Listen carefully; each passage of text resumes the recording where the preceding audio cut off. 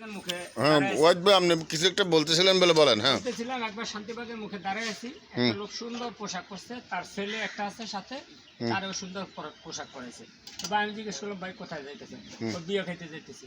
আমি বললাম যে ভাই বিয়ে কিভাবে খায়? আমি জানি যে একটা ছেলের বিয়ে দেয়, একটা মেয়ের বিয়ে বসে। এই বিয়ে আপনি যদি খায় ফেলান তাহলে তো সংসারই শেষ, এর জীবনই শেষ। তখন চিন্তা করে বলতেছে দাওয়াত খাইতে যাইতেছি। আমি কই পাগল হয়েছেন? দাওয়াত একজনে দেয়, একজনে কবুল করে, কেউ যায় কেউ যায় না, কবুল না করলে দাওয়াতে যায় না।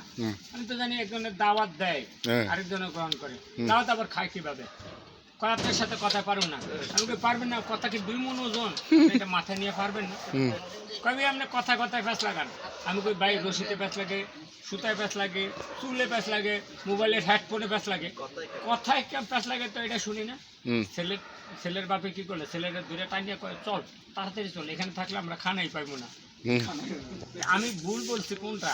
প্রত্যেকটা কথাই তো সঠিক, কিন্তু আমাদের সমাজে কথাটা ব্যাঠিক কথারে সঠিক হিসাবে উপস্থাপনা করছে, যার কারণে আমার সঠিক কথাটারও তারা ব্যাঠিক মনে করে, হাস্যরস মনে করে, কিন্তু কথা বলছি সবগুলো সঠিক।